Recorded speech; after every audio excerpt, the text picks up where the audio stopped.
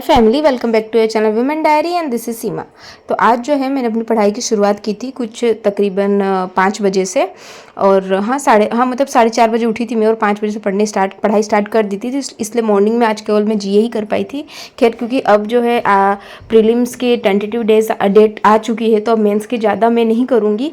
But हाँ, इतना ही कि मैं जीए को लेके चलूँगी, एटलीस्ट इसके डेली वाले करूँगी, ताकि डेली के ना मॉक्स देने में भी, मतलब डेली का 1 से 1.5 घंटा तो हम दे सकते हैं इसको, मतलब जीए सेक्शन को। बट क्या है ना कि अगर आपकी उसमें क्या कहते हैं, प्री में अच्छे मार्क्स आ रहे हैं, मतलब आप कंसिस्टेंटली 70 to 80 या 90% आप गेन कर रहे हैं, 80-90%, तो आप मेंस को और भी, मतलब अदर सब्जेक्ट्स को भी साथ में लेके चल सकते हो। पर मेरा अभी थोड़ा ऐसा है ना कि किसी मॉक में मेरे अच्छे आ जा रहे हैं, किसी मॉक में मैं डाउन चली जा रही हूँ।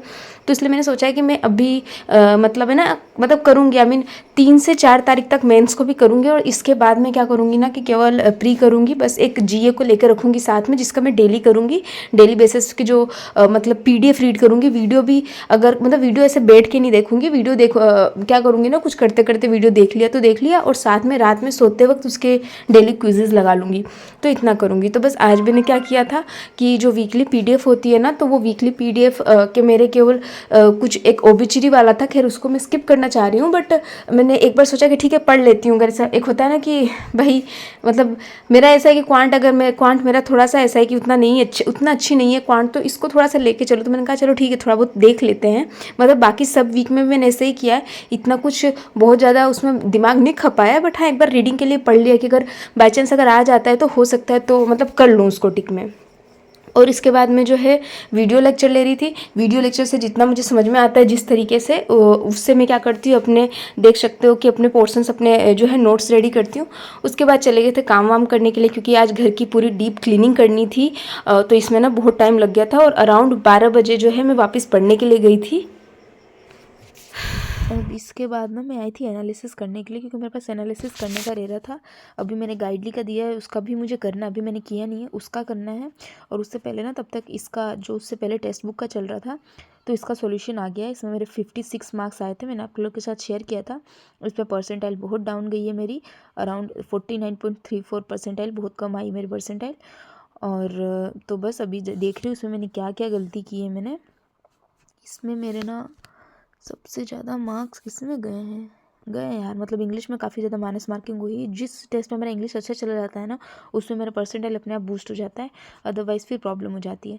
तो अभी जो भी ये सारे क्वेश्चंस हैं, मतलब इसमें गलत, जो भी गलत है वो क्यों है, जो सही है उसमें कितना टाइम लिया है मैंने, तो ये सारा जो भी है एनालिसिस करने के बाद मेरी क्लेबिलिटी में भी फिर ये एनालिसिस करूँगी, और इसके बाद गाइडली का करूँगी। और फिर उसके बाद वापस से स्मार्ट कीड़ा पे, सॉरी, इस पर टेक्स्ट बुक पे वापस से एक लाइव मॉक चल रहा है, तो देखती हूँ उसको मैं दे पाऊँगी कि नहीं दे पाऊँगी। अगर आज नहीं देती हूँ तो मतलब अभी नहीं देती हूँ तो फिर रात में दूँगी। और इसी के अंदर ना मैंने रीजनिंग में ना 34 क्वेश्चन किए थे। इसका यार, एक तो ना मुझे इसका समझ में नहीं आता है कि कहाँ से सॉल्यूशन ऐसे पता चलेगा कि मतलब सेक्शनल वाइज किस में कितने, इसमें नहीं बताता है क्या टेक्स्ट बुक में? यार मुझे इतना कुछ खास है ना यार, ये रहा। तो ना इंग्लिश में यू कैन सी मेरे 10.8 मार्क्स आए हैं, न्यूमेरिकल एबिलिटी में 14, और रीजनिंग में 31.2। ठीक है, रीजनिंग में सही है, मतलब मैंने गलत हुए हैं, बट रीजनिंग में मुझे लगा शायद मेरे नहीं गलत होंगे, क्योंकि एक्यूरेसी के चक्कर में मैंने एक क्वेश्चन छोड़ा था। तो पहले तो देख लेते हैं इंग्लिश में मैंने कितने गलत किए। इंग्लिश में मेरी एक्यूरेसी 60% भी नहीं है, मतलब 59.1% एक्यूरेसी इसके अंदर है। मैंने 13 करेक्ट किए हैं, 9 क्वेश्चन रॉन्ग किए इसके अंदर। अटैम्प्ट तो सारी हो जाते हैं, मतलब इससे कम ही किया था, 22 किया था, ऑफ कोर्स बिकॉज ऑफ मतलब लैक ऑफ कॉन्फिडेंस। मुझे नहीं लग रहा था वो क्वेश्चन सही है, इसकी वजह से। और 50-50 वाला नहीं करना चाहती हूँ। देखो 100 में मेरे, जिसमें 100% एक्यूरेट वो होती है ना, श्योरिटी होती है, उसमें तो मेरा ये हाल है। 50-50 लगाऊंगी फिर तो नेगेटिव में ही जाएंगे मेरे। और न्यूमेरिकल एबिलिटी ये रहा, इसके अंदर जो है मैंने कितने यार इसमें क्या गलत हो जाता है देखूंगी अभी मैं।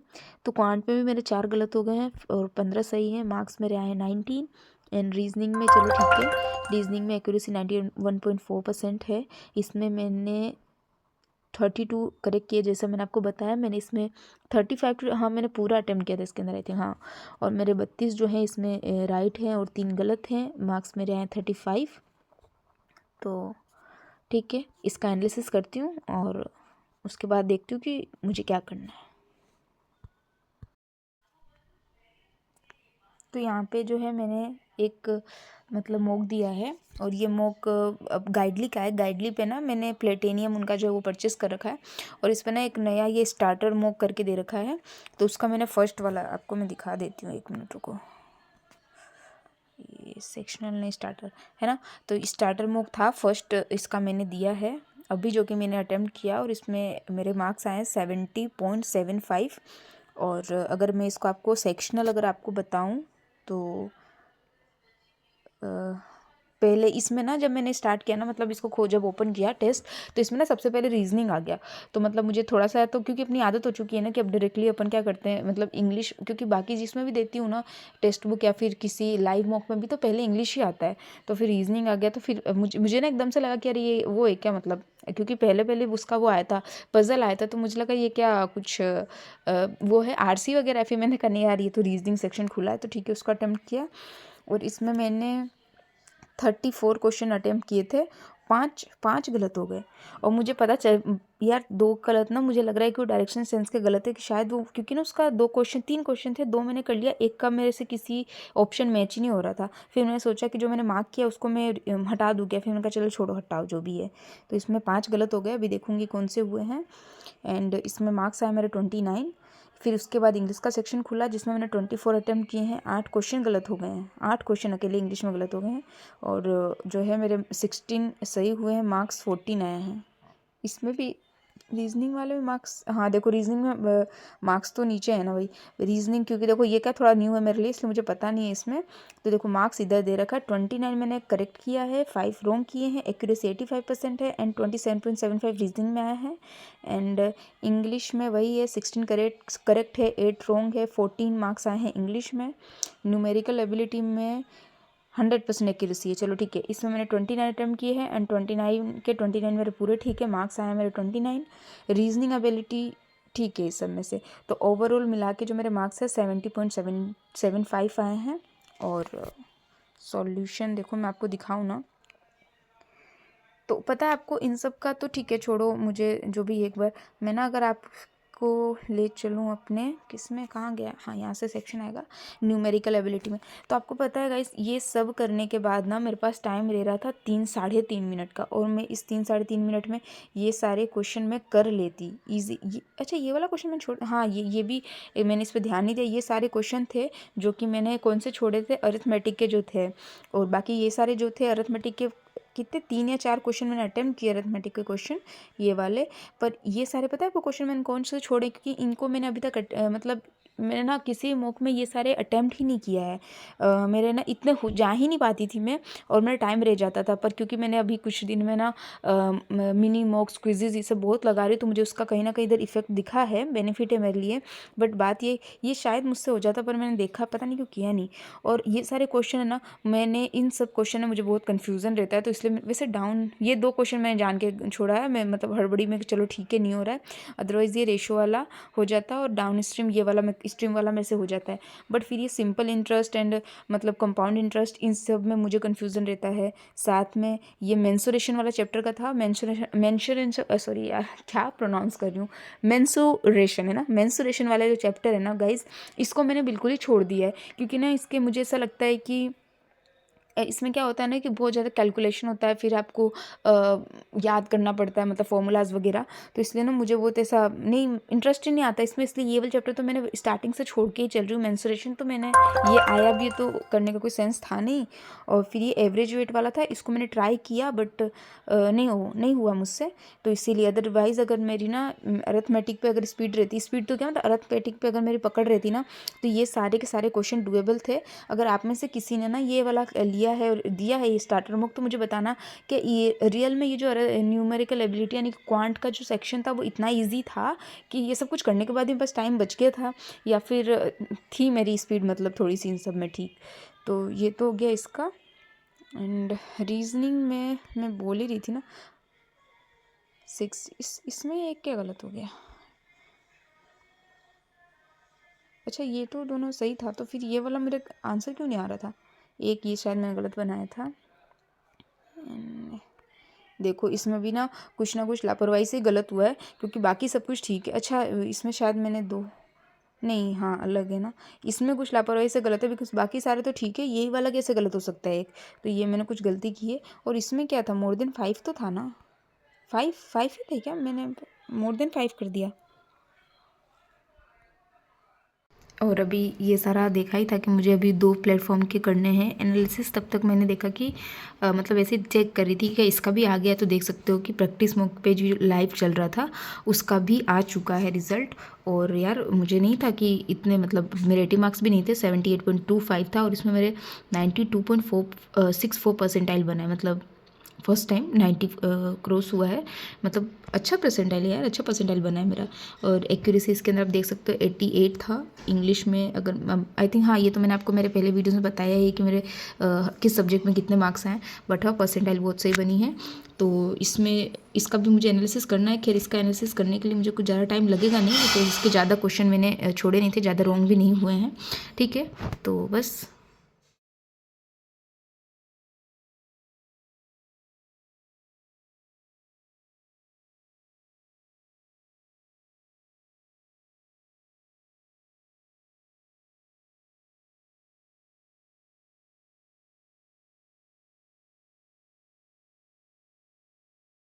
ये देखो, इसको बोलते हैं एब्सेंस ऑफ माइंड। यहाँ पे मैंने काउंट करके 5 ही मेरे हो रहे थे और वहाँ पे पता नहीं कि मैंने मोर देन 5 कर दिया। तो ये था मेरा रफ शीट जिसमें मैंने वो जो है स्टार्टर मॉक जो थी गाइडली का, ये सॉल्व किया यहाँ पे। और मुझे फ़र्स्ट टाइम यार, मतलब अब मैं क्या ही कहूँ, मुझे ऐसा लग रहा है कि मुझे ना करना चाहिए अरिथमेटिक को, ऐसे भी नहीं छोड़ना चाहिए, क्योंकि मेरे पास टाइम रहते हुए मैं अरिथमेटिक को नहीं अटैम्प्ट कर पाई। अगर ऐसा एग्ज़ाम में हुआ कि हाँ भाई मतलब बाकी जो है पोर्शन थोड़ा सा टफ आ गया और मतलब अपना केवल और केवल क्वांट ही थोड़ा डुएबल साइड पे रहा, तो सब क्वेश्चन करके क्या मेरे पास 2-3 मिनट रहेगा तो मैं बैठी हूँ थोड़ी यार, देखती हूँ। ऐसे पता है क्या, रेशो प्रोपोर्शनल वाला क्वेश्चन मैं कर लेती हूँ और स्पीड टाइम वाला वो कर हो जाता है। अगर आपका एवरेज वो वेजेस वाले होते हैं ना, वो हो जाता है। फिर वो मेन वीमेन काम, वो सारी चीज़ें हो जाती हैं, और वो मैंने इसमें भी किया है। और पता नहीं वो सॉरी स्ट्रीम वाले क्वेश्चन हो जाते हैं, वो तो मैंने पता नहीं ध्यान नहीं दिया शायद कि है कि नहीं है। मैंने देखा कि अब सारे अरिथमेटिक है, छोड़ो इसको, जो करना था कर लिया, तो वो भी मेरा हो जाता। तो मुझे मेनली ना, एक तो मैं क्या होता है ना, वो कंपाउंड इंटरेस्ट वाला जो होता है ना, मतलब इंटरेस्ट वाले क्वेश्चन होते हैं, compound and normally simple interest, तो इसमें ना मुझे थोड़ा सा, मतलब पता नहीं क्यों स्टार्टिंग से मेरा फियर है ये टॉपिक। स्कूल टाइम से ही मुझे ये इंटरेस्ट वाला और वो मेंसुरेशन वाला चैप्टर ना बहुत ही मतलब लेंदी लगता था, समझ में नहीं आता था। और वो फियर मेरा अभी तक ऐसा बना हुआ है ना कि मुझे उस चैप्टर को पढ़ने का मतलब ऐसा होता है कि नहीं, मुझे करना ही नहीं ऐसा करके। और वो एवरेज वाला तो ऐसा है ना कि वो मैंने पढ़ा है, वो समटाइम्स मुझसे बन जाता है और कभी कभी मेरे से नहीं बनता है, पता नहीं क्यों ऐसे क्वेश्चन उसके होते हैं। कभी कभी तो बहुत ईजिली बना लेती हूँ और कभी कभी नहीं बन पाता है। तो ठीक है, ये 2 से 3 टॉपिक है जिस पे ना अब मैं करती हूँ, स्टार्ट करती हूँ। कुछ मैं सॉरी मेंस के क्या कह रही हूँ, कुछ प्री के क्वेश्चंस है ना, इस पे लगाना स्टार्ट करती हूँ, तो शायद कुछ तो हो ही जाए। बाकी आप लोग मुझे बताइएगा क्या मतलब सच में मेंसुरेशन को स्किप करके चलना सही है, कोई प्रॉब्लमेटिक तो नहीं है? अगर नहीं है तो फिर ठीक है, मैं स्टार्ट करती हूँ। आप लोग जैसा भी अपना सजेशन मुझे दीजिएगा ज़रूर। तो वो सारा एनालिसिस करने में मुझे मतलब तकरीबन जो है ना 2 घंटे तो लग ही गए थे, क्योंकि मैं पैराजम्बल और जो भी मतलब मेनली मुझे इंग्लिश में लग जाता है, क्योंकि मैं सारी चीज़ें जो भी उसके आरसी वगैरह होता है ना, उसको वापस से पूरा पढ़ती हूँ, वापस पूरा क्वेश्चन करना मतलब बहुत ही आराम से करती हूँ, ताकि वो कहते हैं ना पता है आपको, एनालिसिस बहुत अच्छा मतलब बहुत इंपॉर्टेंट रोल प्ले करता है। तो इस सब की वजह से एंड जैसे कि मैं आपको बता रही थी ना, यही था कि देखो प्रैक्टिस मॉक पे मेरे कितने अच्छा, मतलब मुझे ऐसा नहीं था, मुझे लगा चलो मार्क्स देखा मैंने तो अच्छे थे मेरे मार्क्स, बट मुझे लगा कि मे बी थोड़ा ईजियर साइड पे ये मॉक होगा, इसलिए मेरे ऐसे मार्क्स आए हैं। तो कहीं 80 तक बन जाएगा, बट 90 क्रॉस कर गए मेरी परसेंटाइल। इसका मतलब ठीक था उसका लेवल भी, बट मैंने अच्छा परफॉर्म किया इसके अंदर। और उसकी दूसरे साइड पे आपने देखा कि उससे 2 दिन पहले ना मैंने किया था उसका क्या कहते हैं टेक्स्ट बुक का, तो उस पर मेरे मार्क्स कैसे आए। और रात में तो ये सब कुछ करने के बाद ना शाम को, मतलब जो अभी आपने देखा, तो उसमें मैं क्वांट्स के कुछ मेंस के क्वेश्चन कर रही थी, जिसमें मेंस के नंबर सीरीज वगैरह कर रही थी। और रात को ना सब कुछ करने के बाद, वो सब करने में काफ़ी टाइम हो गया, रात को इतना ब्लंडर हो गया मेरे साथ। खैर ब्लंडर तो क्या ही बोले, ये एक साइड इफेक्ट है कह सकते हैं हाउसवाइफ या मोम होने के, कि जब मैं पढ़ने बैठी तो मैंने देखा कि भाई एक लाइव मॉक चल रहा था, तो मैंने इस लाइव मॉक को ना बचा के रखा था कि रात में दूंगी जब आरवी सो जाएंगी। और उनको सुलाने के बाद जब मैं ये देने गई, तो मैंने मैंने इंग्लिश अटैम्प्ट किया, मैंने क्वांट अटैम्प्ट किया बहुत अच्छे से। जैसे रीजनिंग का सेक्शन ओपन किया मैंने, उसका एक पजल सॉल्व किया मैंने, एंड उसके बाद आरवी जग गई। और जग गई, मैंने ट्राई किया उनको सुलाने का, पर वो सो ही नहीं रही थी। दीदी से भी कंट्रोल, पता है ना रात में जब बच्चे उठते तो उनको बस मम्मी चाहिए रहती है, तो फिर उसके बाद का सेक्शन में नहीं कर पाई। मतलब ने बिना पेन और उसके नहीं होता है, इंग्लिश का सेक्शन हो जाएगा, रीजनिंग का नहीं होता है, तो बस उतना ही किया मैंने। एक वो किया था, हाँ बस एक वही किया था। फिर लास्ट में सुलाते सुलाते वो सोई ना, तो एक सबसे लास्ट वाला मैंने देखा जो इजी पजल होगा, तो लास्ट में एक बॉक्स वाली पजल थी। मैं वो बस 2 पजल ही सॉल्व कर पाई और पजल सॉल्व नहीं किया, और इसमें मेरे मार्क्स जो है 56 आए हैं। ठीक है, मुझे है कि चलो मैंने रीजनिंग का अगर और अच्छा करती तो इसमें 65 प्लस हो जाता, पर ठीक है, इतनी थी मेरी आज की पढ़ाई। तो that's all for today friends. अगर आप मेरे चैनल पे न्यूली विजिट कर रहे हो और अभी तक आपने मेरे चैनल को सब्सक्राइब नहीं किया, so please do subscribe guys. And या दैट्स ऑल, बस इतना ही। तो आज की भी मेरी जो पूरी पढ़ाई थी वो कुछ 7.5 घंटे तक की हुई थी। मेनली जो मेरा आज स्टडी का पोर्शन था वो एनालिसिस को ही मैंने दिया था, चीज़ों को एनालाइज किया था मैंने। तो बस ठीक है, मिलती हूँ आपसे नेक्स्ट वीडियो में।